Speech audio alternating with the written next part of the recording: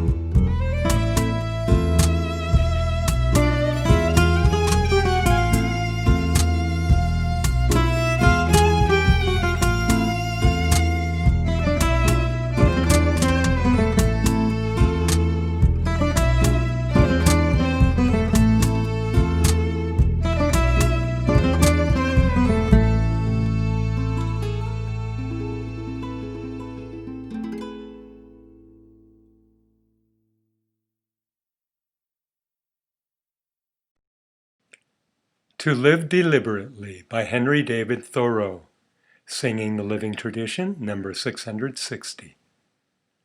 Why should we live in such a hurry and waste of life? We are determined to be starved before we are hungry. I wish to live deliberately, to front only the essential facts of life.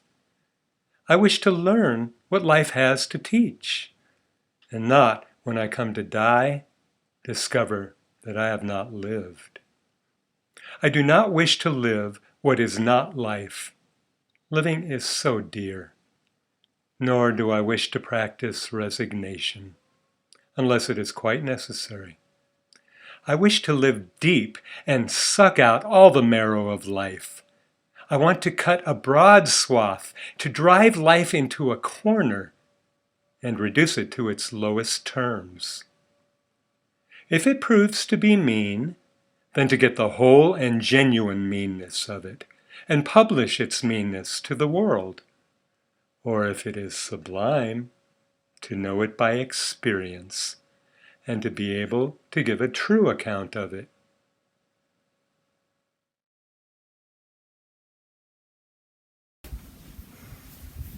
Please recite with me our shared affirmation of mission.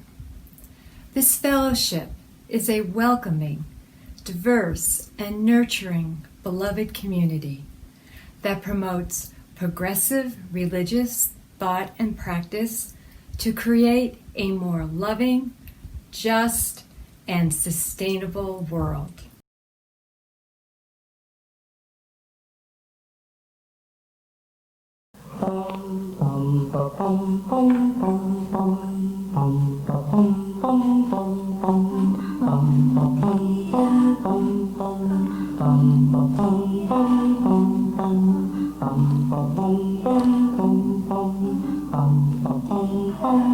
Listen more often to things than to beings. Listen more often to things than to beings. 'Tis the ancestor's breath when the fire's voice is heard. 'Tis the ancestor's breath in the voice of the water.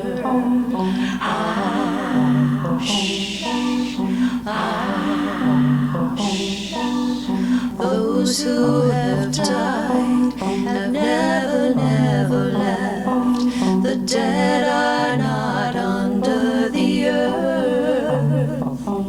They are in the rustling trees. They are in the groaning woods. They are in the crying grass. They are in the moaning rocks. The dead are not under the earth.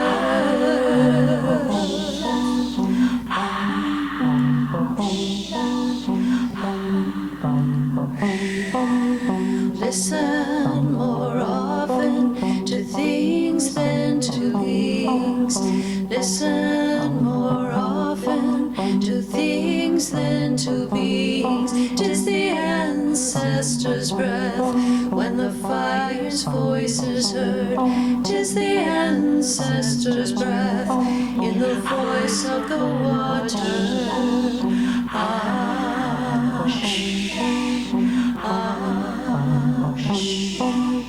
Those who have died have never, never left. The dead have a pact with the living. They are in the woman's breast. They are in the wailing child. They are with us in our homes. They are with us in this crowd. The dead have a pact with the living.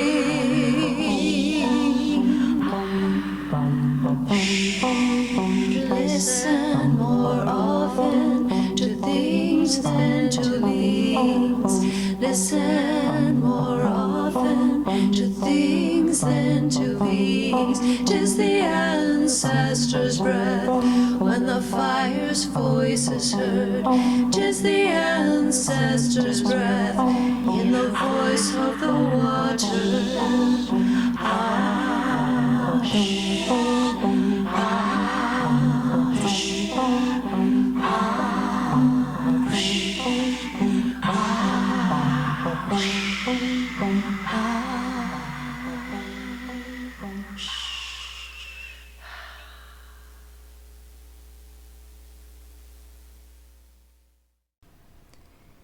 In this time of virtual gathering, let us take a few moments to appreciate our fellowship. And as we breathe, we can imagine ourselves in the warm embrace of our congregation, with its bonds of caring and support. Our fellowship bridges all distances and permeates our lives with love and connection.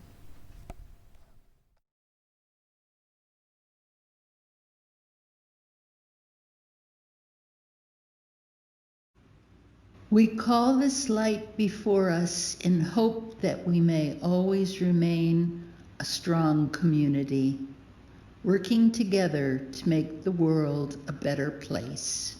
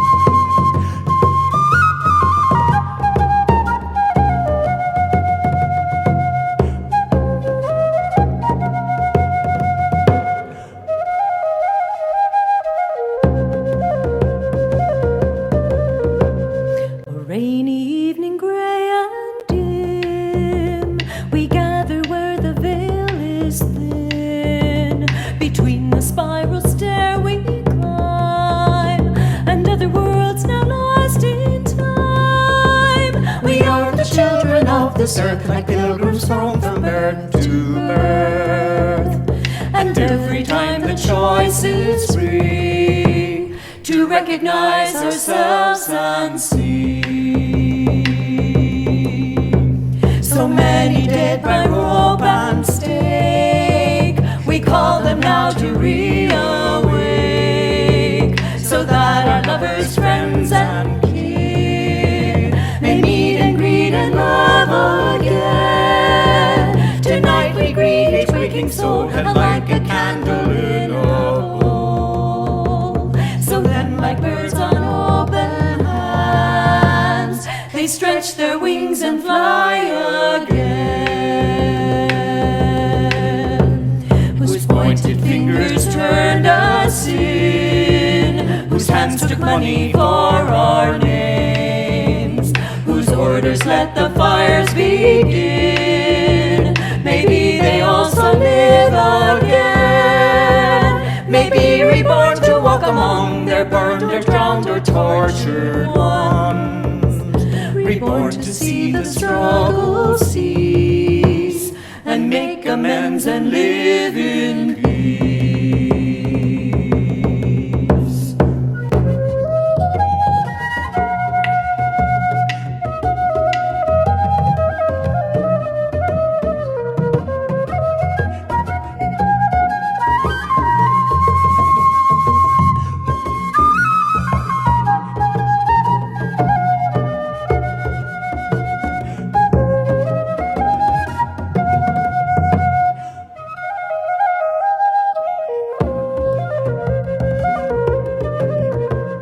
And if our old foes walk again, we send them strength to break the chains and bend our powers towards this end, to make a healing, not revenge. November morning, dim and gray, peace between mortal and fae.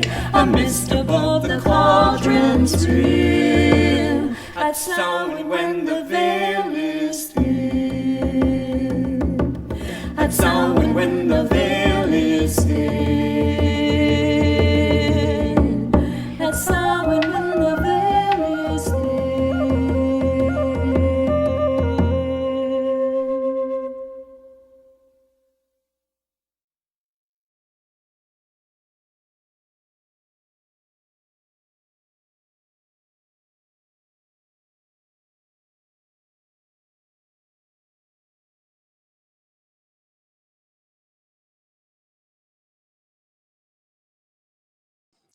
My sermon today is entitled, Taking It One World at a Time, a sermon across the thinning veil.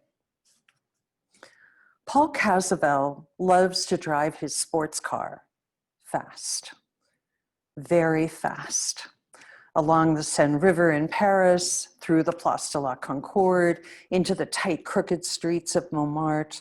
Paul Casavell, citizen of Paris, architect, rogue, lover of Beaujolais wine and Gauloise cigarettes. I first met Paul in a talk by Dr. Kathleen Resnick entitled, Because You've Never Died Before. And some of my observations are from Resnick's very fine lecture. No, Paul is not a patient from my days as a hospice chaplain. He is a wonderful creation in literature, sketched by the writer Francois Sagan in a thin novella entitled A Fleeting Sorrow. In it, we accompany Paul for one fateful day in early autumn.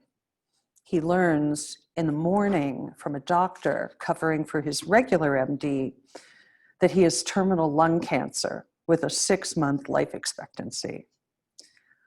Paul's day, as it is exquisitely described, takes us not only through the classic 5 stages of grief identified and named by Dr. Elizabeth Kubler-Ross, but also beyond those categories into the heart and soul of one man's denial, anger, bargaining, depression, and acceptance.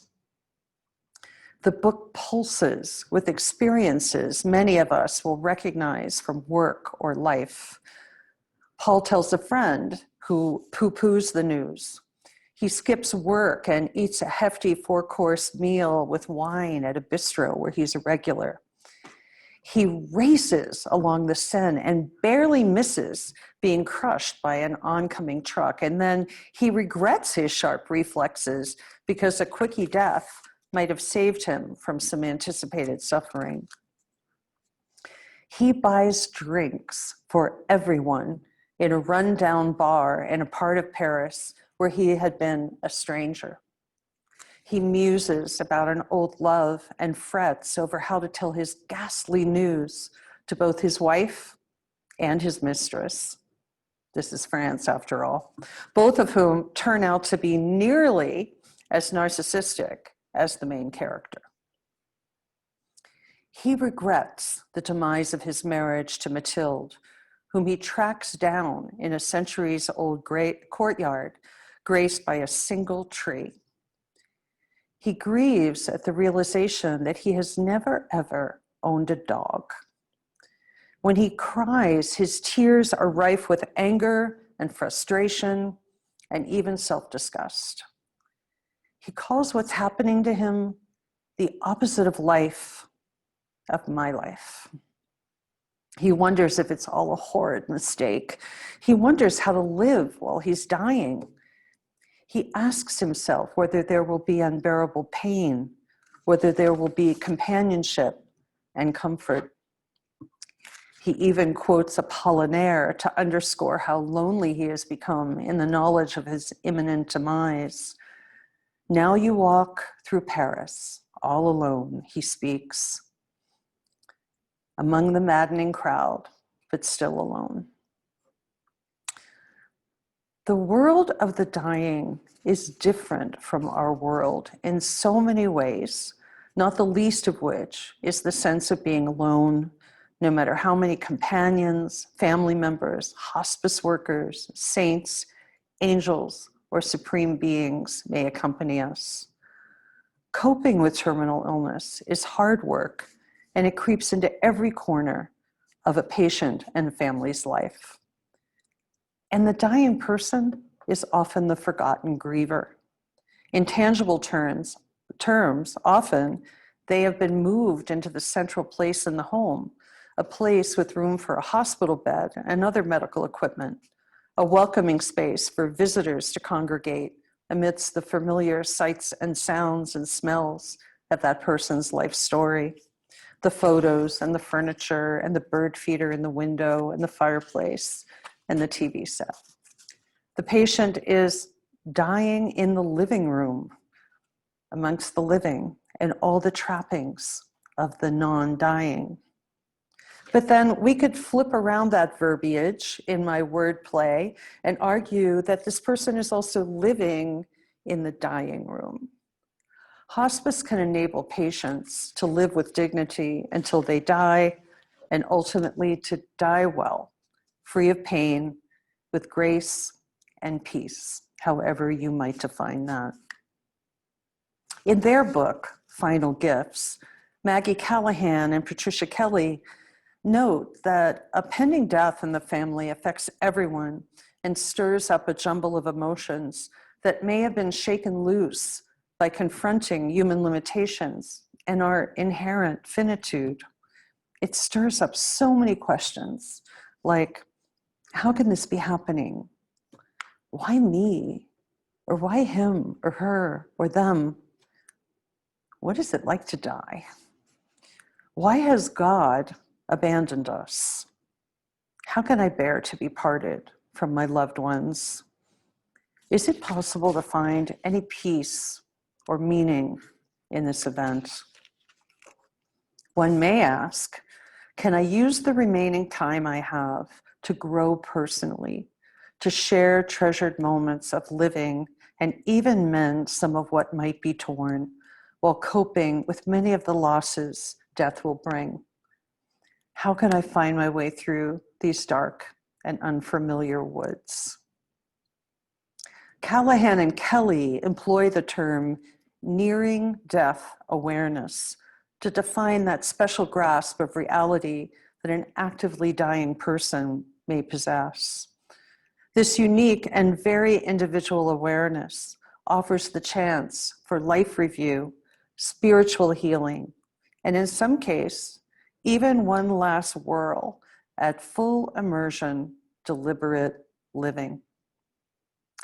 We saw this play out in the well-publicized and heart-rending story of Brittany Maynard, the 29-year-old terminally ill newlywed who moved to Oregon explicitly to take advantage of the state's Death with Dignity Act, one of only 9 states in the United States with compassion and choices laws. You may know that Arizona has death with dignity legislation pending, and if this is important to you, please contact your representative. Brittany wept openly about her fate, yet she savored every moment she could, every day, with her husband and family. She scratched the Grand Canyon off her bucket list and posted radiant snapshots on Facebook. Originally, she had intended to end her own life compassionately and consciously on November 1st, 2014, but wanted to postpone that decision because, in her words, I still feel good enough, and I still have enough joy, and I still laugh and smile with my friends and my family enough. I feel alive. But ultimately, things changed, and Brittany did end her life that day as planned. I'd say Brittany is the embodiment of the rallying cry embedded in this quote from the Reverend Elizabeth Tarbox. Do not live too far in the past or in the future. Live now. Do not be afraid to die today, but expect life. Tarbox was moving through the journey of her own terminal cancer when she wrote those words, and a hospice patient will likely interpret them differently than you or me, perhaps, but the message is quite universal. We are all actively dying.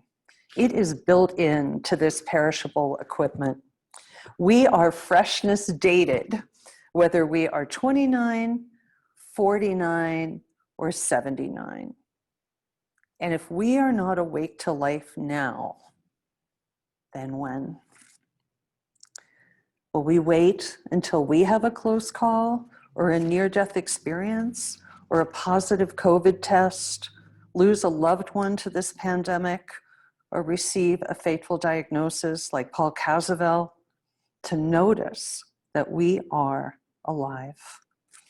Stunned into awareness of the breath moving in and out of our lungs, our hearts beating in our chests, our eyes drinking in the beauty embedded in everyday things, in the red rock around us, our hands entwined with those we cherish.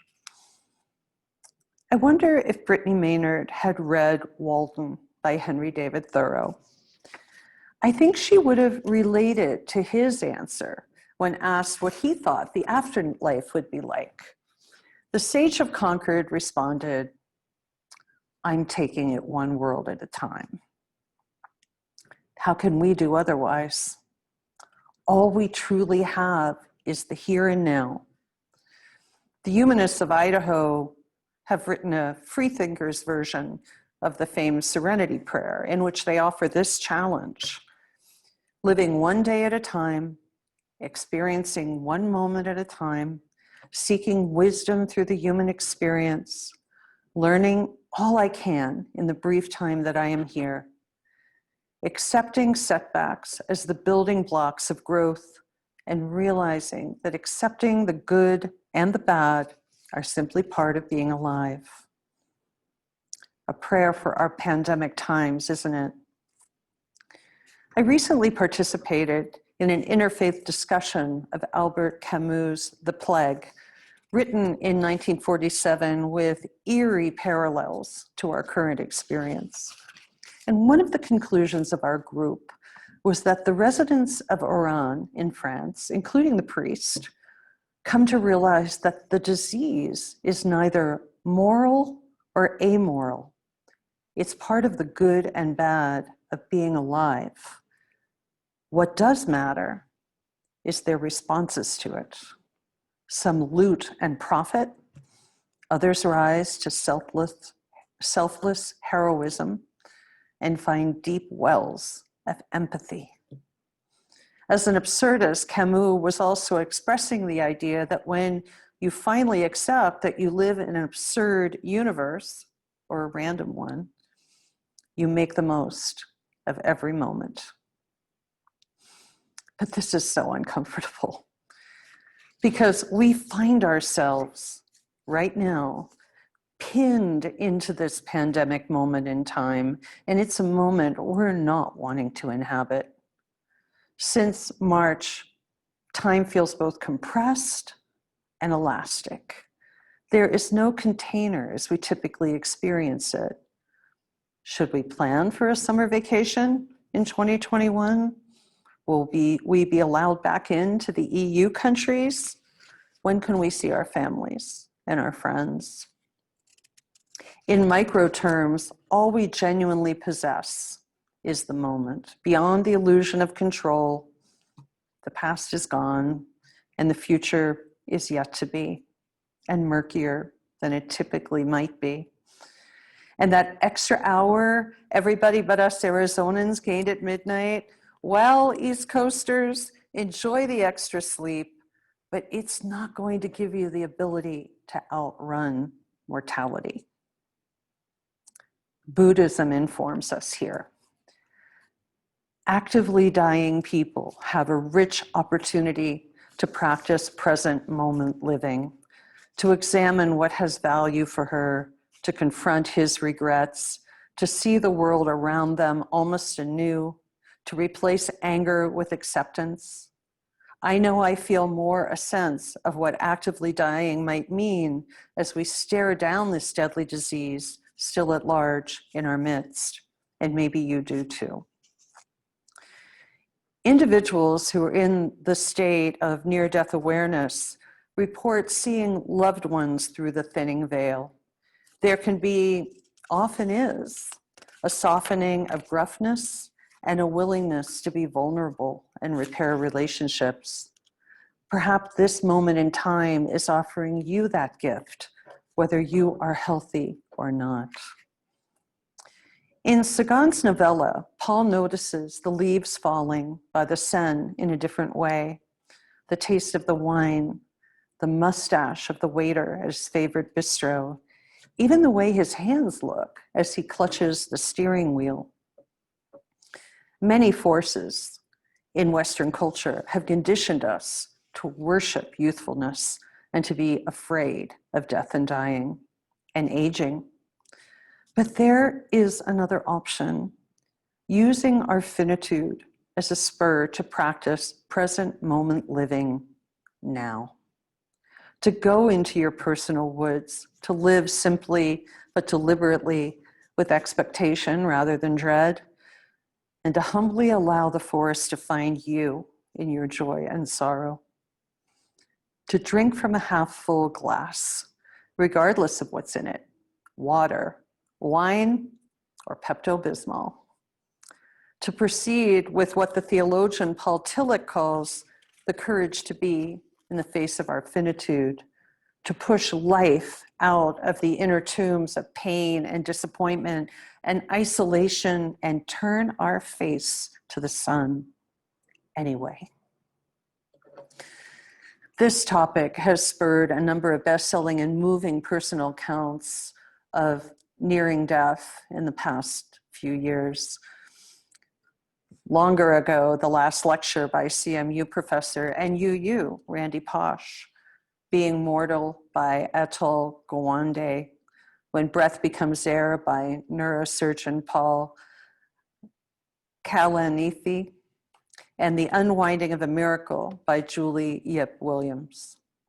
Death salons such as Death Cafe, The Conversation Project, and Death Over Dinner have flourished and become phenomena worldwide.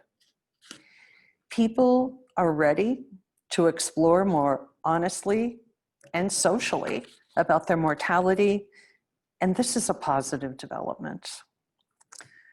For individuals who subscribe to doctrinal theologies of salvation and damnation, death remains a very scary gambit because they may believe that the afterlife holds eternal suffering or eternal peace for them, and that's a bit of a dice roll. In the 1700s, the anxiety about this was so intense that some Puritan believers ended their own lives in fear that they would not be saved upon death. It's an ironic and twisted logic, but sadly true. Well, we Unitarian Universalists shed these eschatologies a long, long time ago. We are a this worldly, here and now religion. Taking it one world at a time is embedded in our principles, our ethos, and our work, establishing a beachhead for justice and beloved community right here, right now, on the earth, among the living. Do not be afraid to die today, but expect life. That is our creed. Can you strive to embrace that expectancy beyond your fear and your own fleeting sorrow? The Rabbi Lawrence Kushner recalls a time for us when he confronted this question, a time when, as he put it, a tiger jumped out of the forest. He was scheduled for a CAT scan after having trouble holding his razor while shaving. And he writes, "Suddenly, everything I did was infused with meaning. I couldn't take anything for granted. The most trivial sensations became gifts. The smell of my children's hair, my wife's kiss, the cat purring, the morning coffee. Each was too precious to let go of." I relate to Kushner's experience, and perhaps you do too. Despite having gotten beyond the mystique of death, having been amidst it so often in my hospice work, I cannot deny the forethought of grief over the specter of leaving the continuum of my own life and my children's lives, and now my granddaughter's life. And the same holds true as we grieve those who have passed into the mystery. This can often be more than a fleeting sorrow. For Rabbi Kushner, though, that CAT scan turned up nothing. Idiopathic, the doctor said. I got a reprieve. Whoever pulled my file must have put it back in the life cabinet, he jokes. Then, in all seriousness, the rabbi asks, would that there be some way of getting to that heightened gratitude for life without the terror? Please find some quiet time and ask yourself that question. But I'm thinking now of Paul Casabel, the reckless, remorseful Parisian from our opening story. Are you curious what happened to him at the end of his earth-shattering day in a fleeting sorrow? Well, he receives a phone call from the doctor, who he has come to call Dr. Hamster. The doctor apologizes profusely for mixing up Paul's medical tests with another man who has a similar name. Paul doesn't have cancer after all. He is fit as a fiddle, healthy as the proverbial ox. Hope your day wasn't too awful. Really sorry, and all that. Paul is filled with such confusing emotions that all he can do is flee. He has never been so close to his feelings, more self-reflective, more vulnerable, or come to love the world more than he has during this fateful day.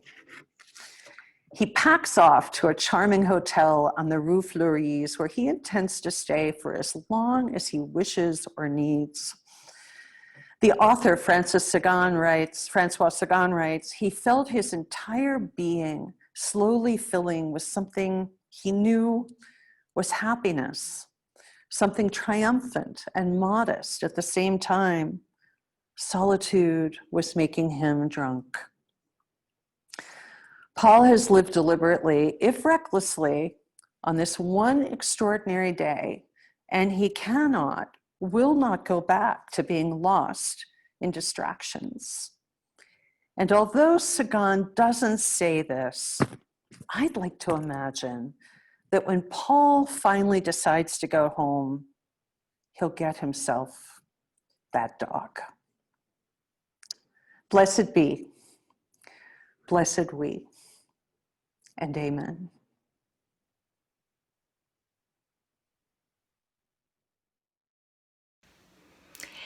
I Will Not Die an Unlived Life by Donna Markova. I will not die an unlived life. I will not live in fear of falling or catching fire. I choose to inhabit my days, to allow my living to open me, to make me less afraid, more accessible, to loosen my heart until it becomes a wing, a torch, a promise.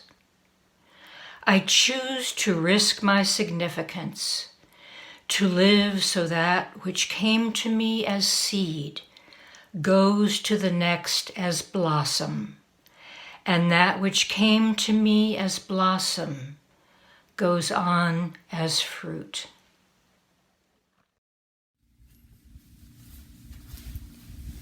Now is the time for silent meditation. We join together today in a time of meditation.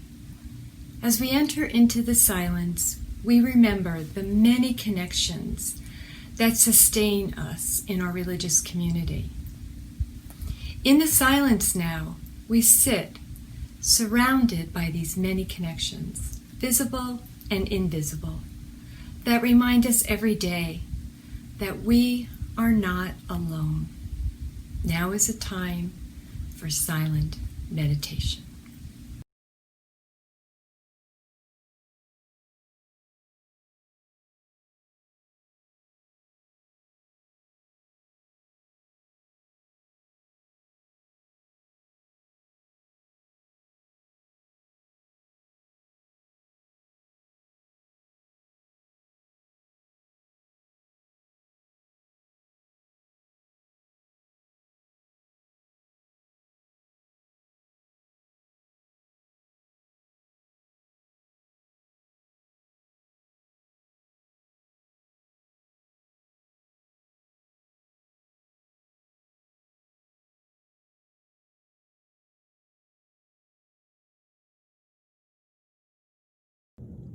We have been warmed by fires we did not build. We have drunk at wells we did not dig. In gratitude of our many blessings and many needs, This morning's offering for this community will now be received.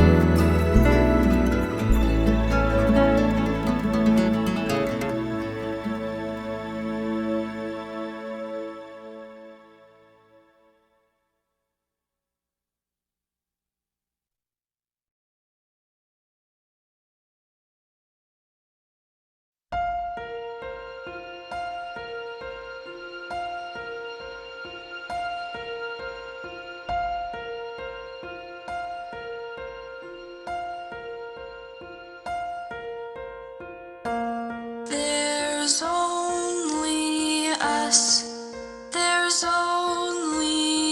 miss. Forget, regret, or life is yours to miss. No other path, no other way, no day but today. There's only us, only tonight. We must let go to know what's right. No other road, no other way, no day but today. I can't control my destiny. I trust my soul. My only goal is just to be. There's only now, there's only here. Give in to love or live in fear. No other course, no other way, no day but today.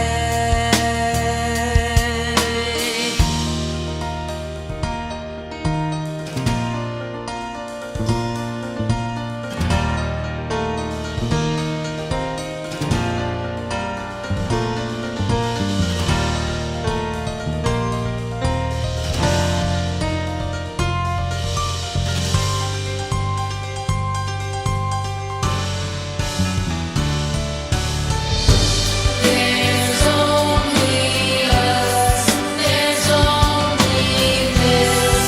Forget, regret, or life is yours to miss. No other road, no other way, no day but today. No day but today. No day but today.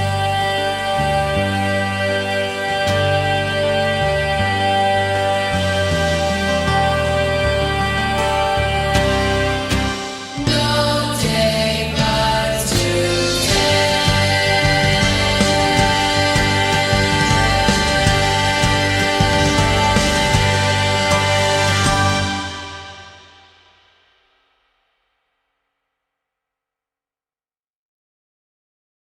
We extinguish this flame, but not the light of truth, the warmth of community, or the fire of commitment. These we carry in our hearts until we are together again.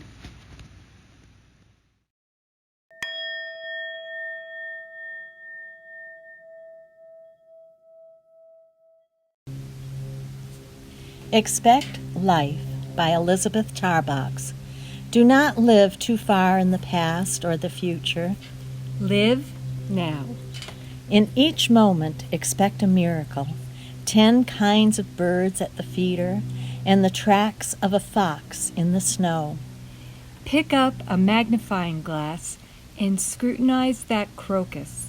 See the pollen at the center of the daffodil. Life's dust, death-defying life. Be astonished at the flower, arrested by its beauty. Run naked through the garden early in the morning and hope the wild geese fly by.